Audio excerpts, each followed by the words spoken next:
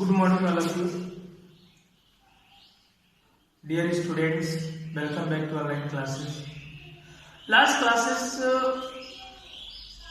हम लोग मैटर के या some basic concept of chemistry के बारे में स्टडी किए थे और कितने भी हमारा मतलब बेसिकली क्या क्या इम्पोर्टेंस है केमिस्ट्री का, उन सारी चीज़ों को हमने जाना था, जिसमें मैंने बताया था कि हमारा केमिस्ट्री मतलब एक तरह से मैंने यही कहा था कि everything is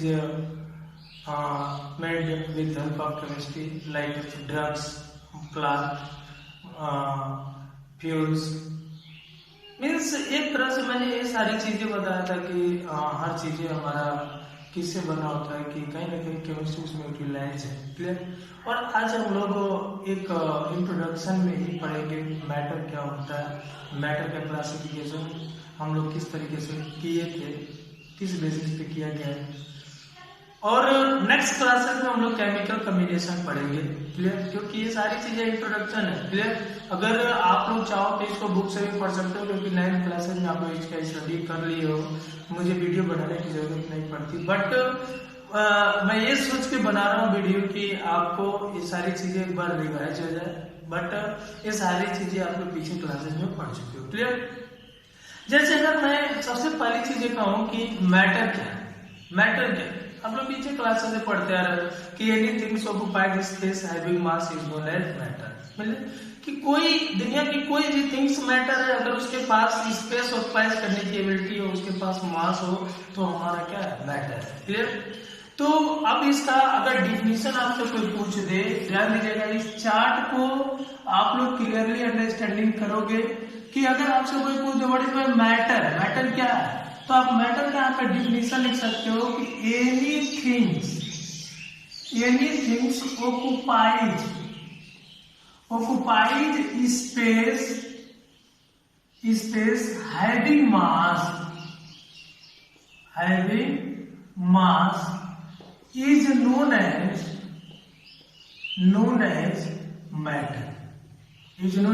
matter. Means anything occupied space having mass is known as matter. For example, book हमारा एक तरह का मैटर है, पेन भी एक तरह का हमारा मैटर है। क्लियर। हमारा आयरन भी एक तरह का मैटर है। क्लियर। सोडियम भी एक तरह का मैटर है, वुड भी एक तरह का मैटर है, एक्सेट्रा। ये सारे क्या है, मैटर। क्लियर।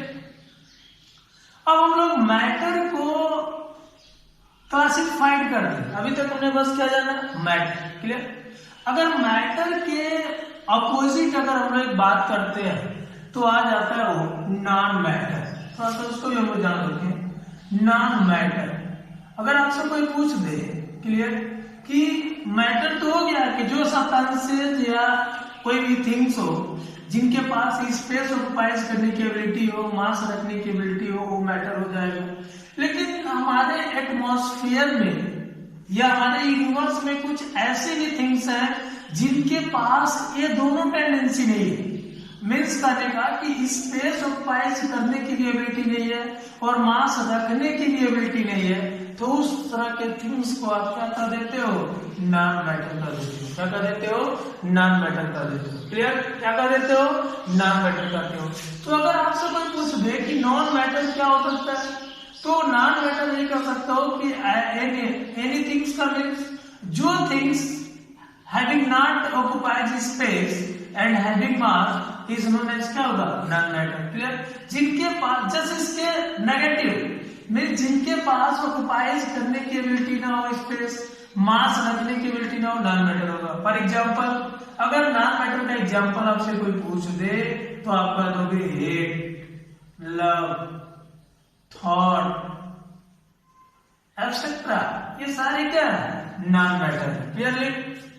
जैसे कभी कभी एक चीज ध्यान देना, एक क्वेश्चन आपसे बार बार पूछा जाता है कि 9th में थे तो बहुत पूछा जाता है, स्मेल मैटर है या नॉन मैटर।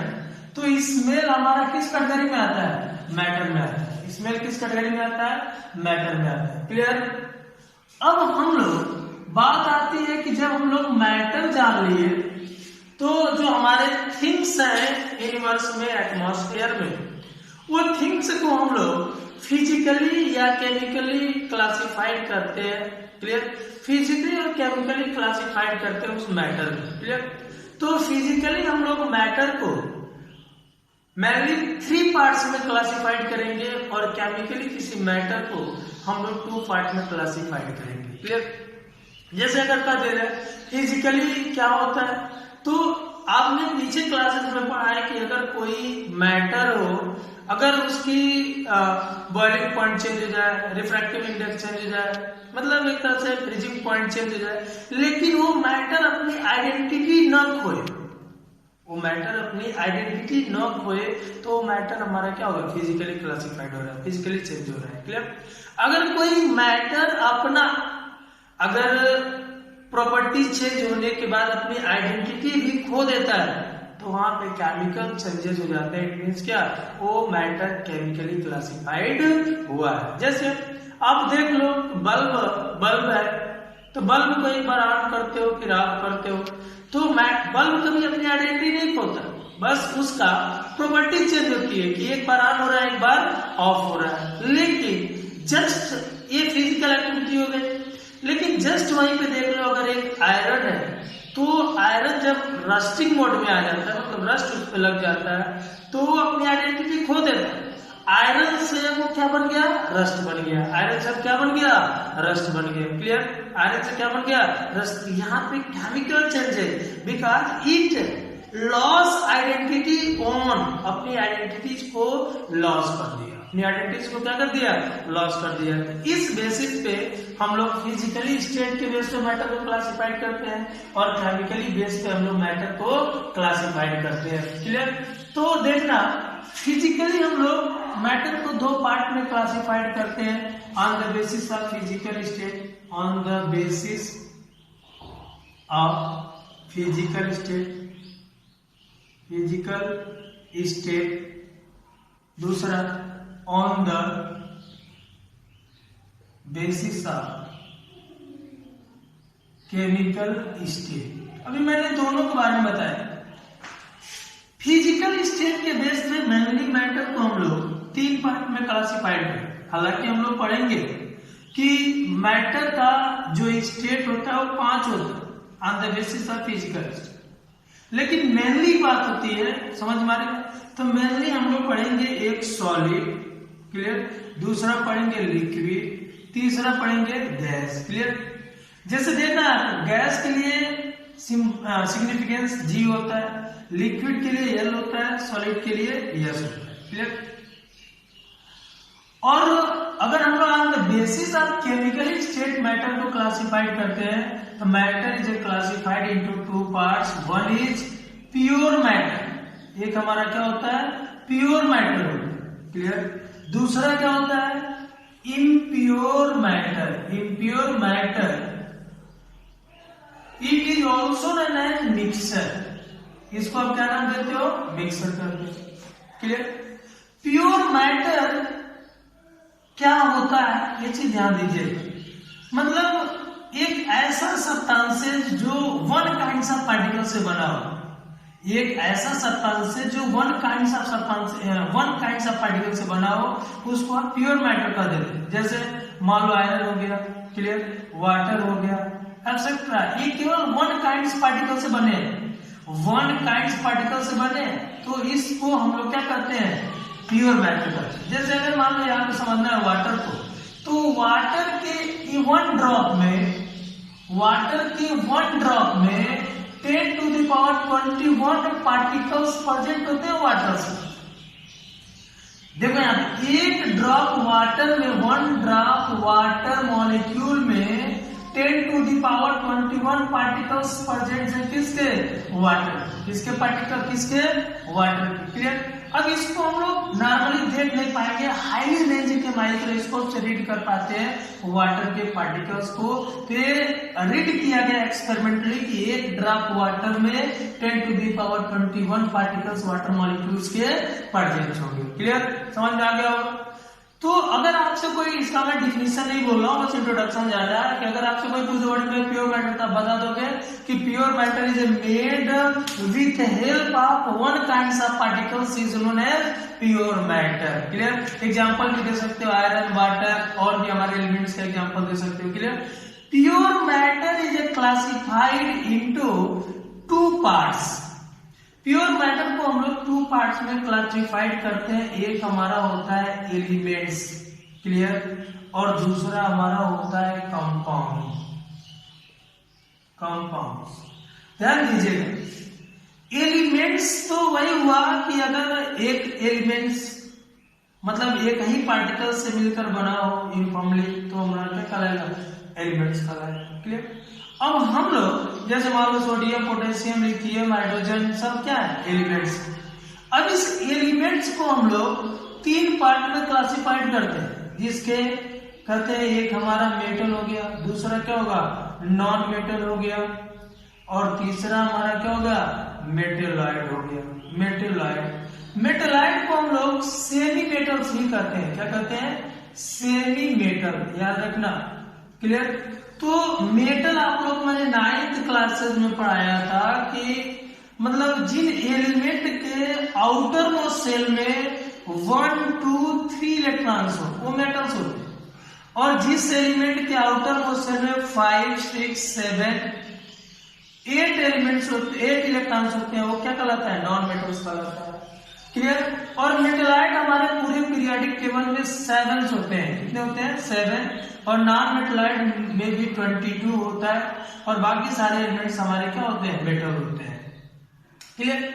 मेटेलाइट्स के कुछ एग्जांपल्स आप लोग जान लो, जर्मेनियम, सिलिकॉन्स हमारे तरह के मेटेलाइट सेमी मेटल्स हैं। क्लियर? और मेटल भी आपने जान लिया, नॉन मेटल भी जान लिया। नॉन मेटल का अगर एग्जांपल जानोगे तो हाइड्रोजन, नाइट्रोजन, ऑक्सीजन। मेटल का एग्जांपल एल्यूमिनियम, हमारा लिथियम, मैग्नीशियम, कैल्शियम, एक्सेट्रा, सब क्या है? मेटल से। क्लियर? एक चीजें मैं आप लोग को ट्रिक बताया था कि आप मेटल और नॉन मेटल को कैसे आइडेंटिफाई करोगे।